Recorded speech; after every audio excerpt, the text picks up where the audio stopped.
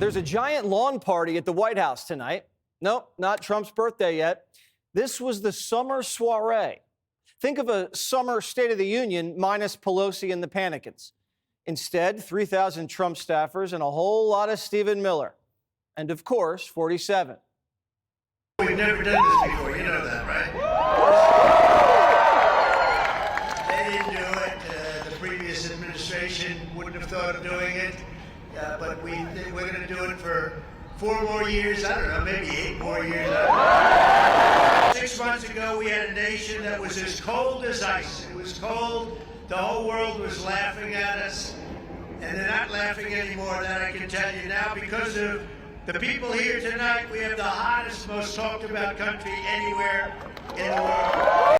The party was sponsored by McDonald's and Anheuser-Busch, which I guess means you and I, the taxpayers, we didn't pay for it. They did. The menu? Quarter pounders and beer. And the Navy band performing, quote, classic songs. The country deserves a soiree after what Biden did to it. Biden's last White House party, pride flags and trans flashers. Can't forget about Juneteenth, the night auto pen froze in front of the world. Washington's under renovation. Even if you're nasty, you still have a seat at the soiree. If you're a reporter, a White House reporter in D.C., and you are going to be really adversarial and tough, but fair, on Trump, you get like snaps all across town. You get invited to like every single garden party and book party imaginable. But if you do it, with Biden or even with Obama, like there is like a different social like cost, and I do think it affects the reporting. One exception: if you don't acknowledge the Gulf of America, you're out. Those are the rules. JD has another rule.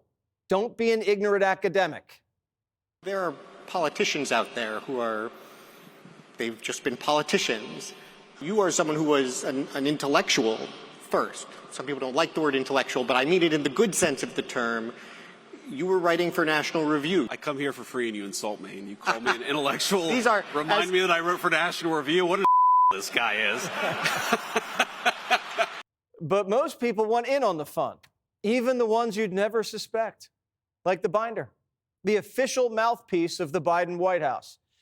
Binder has some breaking news. She's transitioning and adopting new pronouns. She's indie. Hi, I'm Karine Jean-Pierre, and I am the author of a new book that's coming out this fall called Independent. It's coming out on October 21st, so please do grab it. And the reason I wrote this book, coming out of the White House, serving as White House press secretary was an honor and a privilege. But since I have left, the people that come up to me, strangers that come up to me just across the country as I'm traveling, and sometimes right in my neighborhood, at a grocery store, supermarket, airport, my daughter's school, the number one question they ask me is, Karine, how do we get out of this? How do we protect our democracy? How do we protect vulnerable communities among us? Binder shopping for sweet potatoes at the grocery store, and customers are asking her about vulnerable communities. How about Binder, who controlled the auto pen? Did you know he had cancer? Did he really get lost in the closet? Binder spent 2 years lying from a podium, and now she wants to tell us the truth? Look at the name of the book, Inside a Broken White House. Now she's telling us the White House was broken. Wait a second. Who else wrote a book about this? Yeah, Tapper. Binder's now DEI Tapper. I wonder who got paid more. And there's nothing noble about this turncoat, remember? Do you believe that the president is as sharp today as he was when he took this job? Have you seen any slowdowns? What I can say is this is a president who is strong and resolute in delivering for the American people. That's what I see. So he's as sharp as ever? He is as sharp as ever, as I have known him to be in my engagement, in my experience with him. Binder invented the word cheap fake. She told you this real video of Biden getting lost in an Italian field was fake. Now she's saying, yeah, my White House was broken and I'm switching parties. Hopefully she can write better than she talks, because DEI Tapper sounds a lot like Mamala. I think we need to stop thinking in boxes and think outside of our boxes and not be so partisan. And the way that I see moving forward in this space that we're in right now is if you are willing to stand side by side with me, regardless of your how you identify politically, and as long as you respect the community that I belong to and vulnerable communities that I respect, I will be there with you. This book, Independent, it's about looking outside of boxes, not just always being in a partisan stance. While Binder's gold digging for book deals, Democrats are rolling their eyes. One Democrat says Binder's book is the most grifty thing I've seen in a long time.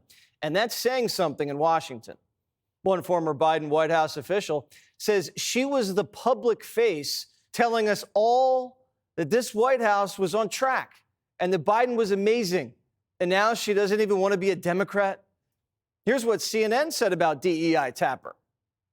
What bothers me about this, and I was making some phone calls before this to a number of former Biden administration officials and people in the White House, where they were saying, this is just all an attempt to sell books. And that is what the general consensus is right now in the Democratic Party. Whoa, wait a second. When Tapper's book came out, CNN was like, this book was brave. But Binder writes a carbon copy, and it's like, uh-oh, money grab, money grab. One Democrat insider tells Fox, the job market's really tough right now for Biden world, and I cannot begrudge anyone who needs to make a quick buck. Binder's been trying to get a TV deal, but let's be honest, that was never in the cards.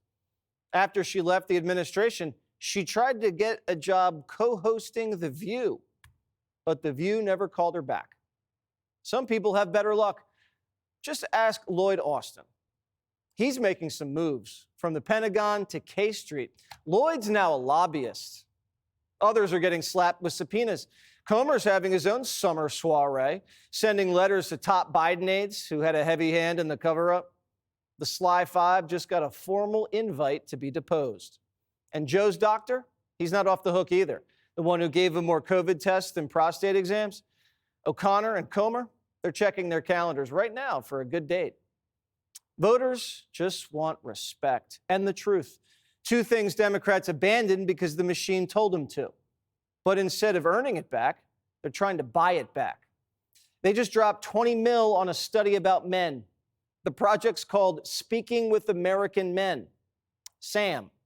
And guess what? SAM's led by a lady who works in the abortion industry and used to work for Media Matters and MoveOn.org. She specializes, are you ready, in gender and extremism projects. And here's what she found. Quote, Democrats are seen as weak, whereas Republicans are seen as strong.